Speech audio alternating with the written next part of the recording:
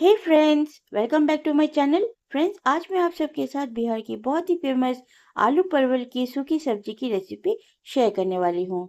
ये रोटी के साथ भी अच्छी लगती है और दाल चावल के साथ तो ये कमाल की लगती है। तो चलिए देख लेते हैं मैंने इसे कैसे बनाया। तो सबसे पहले परवल के ऊपर वाले और नीचे वाले पार्ट को कट कर लेना है और परवल के जो ऊपर के जो छिलके हैं इसे पीलर से पील नहीं करना है और कुछ इस तरह से चाकू के हेल्प से साफ कर लेना है। सिर्फ थोड़े थोड़े से यहाँ पर इस तरह के ऊपर के छिलके निकाल के साफ कर लेना है। जो इस तरह के बनेंगे उसको फेंक देना है। अब इस परवल को बीच से चीरा लगाना है और अब इस परवल के हाफ वाले पार्ट को इस तरह से लंबे लंबे पीसेस में कट कर लेना है। तो कुछ इस तरह से आपको भी परवल के पीसेस कर लेने हैं और इसी तरह से मैं सारे परवल को कट कर लूंगी। और यहाँ पर मैंने 250 ग्राम आलू को भी कुछ इस तरह से लंबे लंबे पीसेस में कट कर लिया है। यहाँ पर परवल 500 ग्राम है। 500 ग्राम के लिए मैंने 250 ग्राम आलू लिए हैं। अब मैंने यहाँ पर लगभग 2 टेबलस्पून ऑयल लिया है। सरसों के ऑयल में इस रेसिपी को बनाना है और अब आलू को पहले फ्राई कर लेना है। फ्रेंड्स, परवल की सब्जी मुझे बहुत पसंद है और ये बिहारी स्टाइल में जो बनती है रेसिपी बहुत ज़्यादा पसंद है मुझे। तो मैंने सोचा कि चलो आपके साथ भी इस रेसिपी को शेयर किया जाए।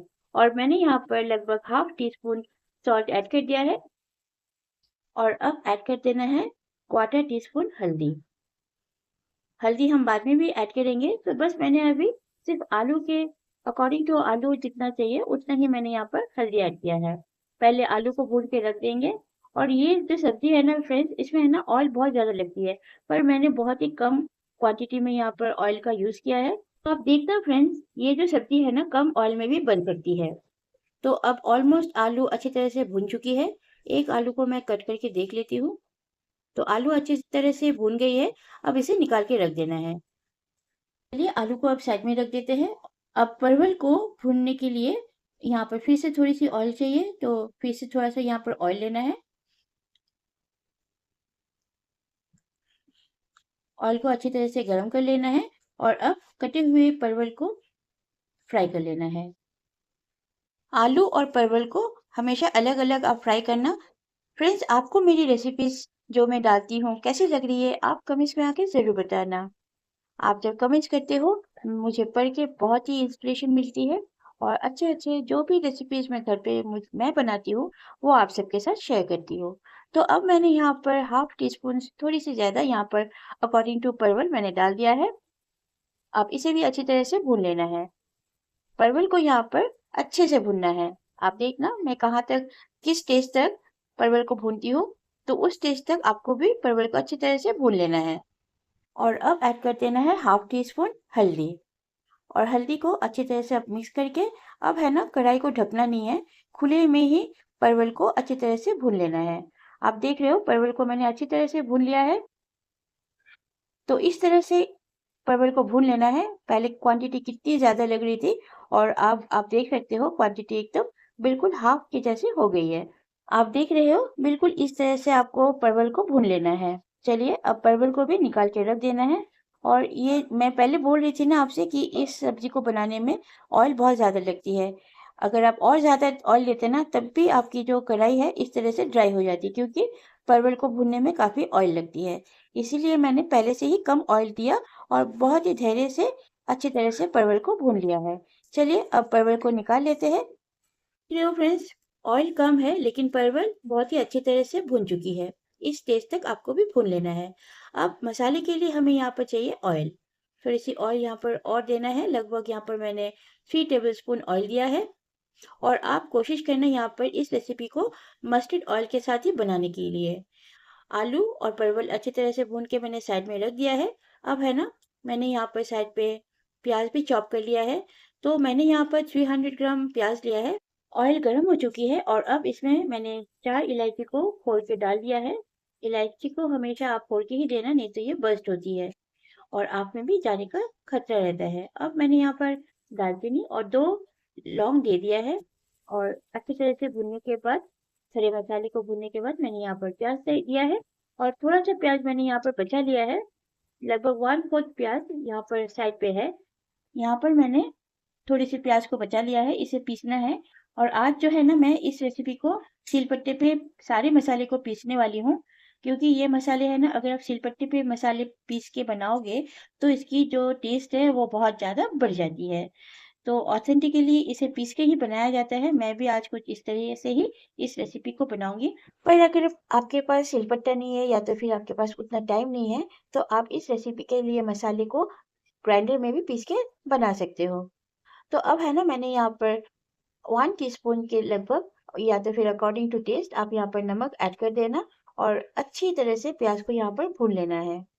प्याज को अच्छी तरह से भूनने के बाद प्याज को मैं कढ़ाई में ही एक साइड में रख दूंगी इस तरह से। और अब मैं यहाँ पर ऐड करूंगी हींग। इतना से मैंने हींग लिया है और इसे कूट लूंगी। पर उससे पहले यहाँ पर मैंने जीरा को ऐड कर दिया है और जीरा को अच्छी तरह से तड़कने देंगे। और अब मैंने हींग को भी अच्छी तरह से ग्राइंड कर लिया है। अब हींग को ऐड कर देना है। आप देख रहे हो यहाँ पर हींग बिल्कुल रेडी है। और हींग को अब इसमें ऐड करने के बाद अच्छी तरह से हींग और जीरा और प्याज को अब अच्छी तरह से भूनना है। गैस की फ्लेम को बिल्कुल मैंने कम कर दिया है और अब बढ़ते हैं ये है मसाले, जैसे कि ये है अदरक और लहसुन। लगभग यहाँ पर 12 ग्राम के जैसे यहाँ पर अदरक है और लहसुन भी मैंने ही उतना ही लगभग 12-13 ग्राम लहसुन लिया है। और अब इन दोनों को अच्छी तरह से पीस लेना है। अदरक और लहसुन अच्छी तरह से पीस चुकी है और अब इसे एक कटोरी में ले लेना है। और अब यहाँ पर मैंने लिया है प्याज को, जो थोड़ी सी प्याज मैंने यहाँ पर बचा के रखे थे ना 300 ग्राम में से, तो उसे भी अब पीस लेना है। प्याज भी अच्छी तरह से मैंने उसे पीस लिया है और अब इसे एक बोल में उसी बोल में मैंने रख दिया है। और अब लिया है मैंने जीरा लगभग 1 टीस्पून जीरा। और यहाँ पर मैंने लिया है काली मिर्च। तो काली मिर्च अगर आपको ज़्यादा तीखी पसंद नहीं है तो आप 2-3 ही लेना। मैंने काली मिर्च और जीरा को अच्छी तरह से पीस लिया है। जीरा को भी मैंने अच्छी तरह से पीस लिया है। चलिए इसे भी आप निकाल देते हैं। इन द मीन टाइम प्याज है ना अच्छी तरह से भुन चुकी है, आप देख रहे हो। तो मैंने फ्लेम को बिल्कुल लो कर दिया था और प्याज भी भून चुकी है। इधर मसाले भी अच्छी तरह से पीस लिया है मैंने। अब कढ़ाई के बीच में मैं थोड़ी सी जगह बना लूंगी इस तरह से। और इसी के बीच में मैंने ऐड कर दिया है जिंजर और गार्लिक, जिससे मैंने सिलबट्टे पे पीस लिया था उसे थोड़ी सी यहाँ पर भून लूंगी पहले।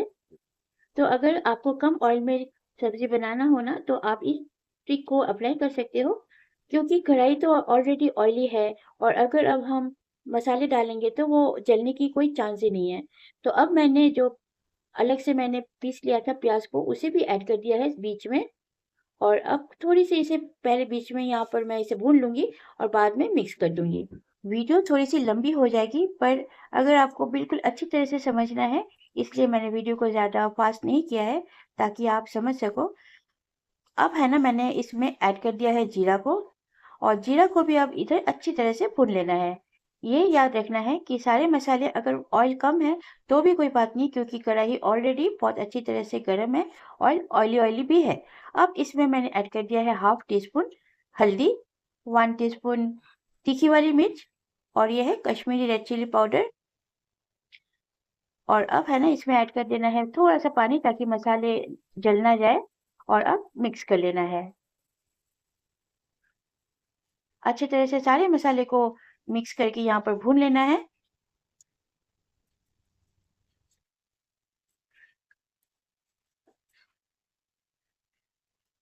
और अब ऐड कर देना है यहाँ पर धनिया पाउडर। धनिया पाउडर मैंने यहाँ पर लगभग 1 टीस्पून ऐड कर दिया है। ये छोटी वाली चम्मच है इसलिए मैंने 2 बार ऐड किया है। और थोड़ा सा यहाँ पर मैंने फिर से पानी ऐड किया है। और अब है ना अच्छी तरह से मसाले को भून लेना है। जब मैंने जीरा ऐड किया था तब भी आप धनिया को ऐड कर सकते हो, पर मैं भूल गई थी इसलिए मैंने बाद में ऐड किया। और थोड़ा सा यहाँ पर पानी डाल के फिर से मैंने मसाले को अच्छी तरह से भून लिया है। मसाले अच्छी तरह से भून जाने के बाद ऐड कर देना है आलू और परवल को। और अब आलू और परवल को अच्छी तरह से मिक्स कर लेना है, कोट कर लेना है सारे मसाले को इसमें। और अच्छे से तरह से मिक्स होने के बाद इसमें अब है ना थोड़ा सा इसमें पानी ऐड करना है। ये तरी वाली नहीं बन रही है सब्जी, बस थोड़ा सा यहाँ पर जैसे हाफ कप के जैसे मैंने यहाँ पर पानी को ऐड कर दिया है। और अच्छे तरह से मिक्स कर लेना है अब। आप ये मत समझना कि ये बहुत पानी है, पर इसे इतना ही पानी चाहिए ताकि सारे मसाले और आलू परवल है ना एकदम एक साथ हो जाए मसाले में। बस आपको इसकी कंसिस्टेंसी को समझना है। और थोड़ा सा यहाँ पर मैंने पानी को, आप देख रहे हो ड्राई हो गई है पानी, और बस इसी स्टेज पे गैस को बंद कर देना है। आप देख रहे हो बिल्कुल लटपट सी बनी है ये सब्जी। तो पानी जो लास्ट में मैंने ऐड किया है ना वो बिल्कुल अब नहीं है। उतना पानी हमें यहाँ पर ऐड जरूर करना है ताकि सब्जी है ना बिल्कुल मस्त बने। अब अच्छी तरह से मैंने सब्जी को मिक्स कर लिया है और अब इसमें ऐड कर देना है मैंने यहाँ पर क्योंकि काली मिर्च ऐड किया है इसलिए मैंने लास्ट में यहाँ पर ग्रीन चिली को ऐड किया है। मुझे थोड़ी सी तीखी पसंद है ये सब्जी इसलिए मैंने ऐड किया है।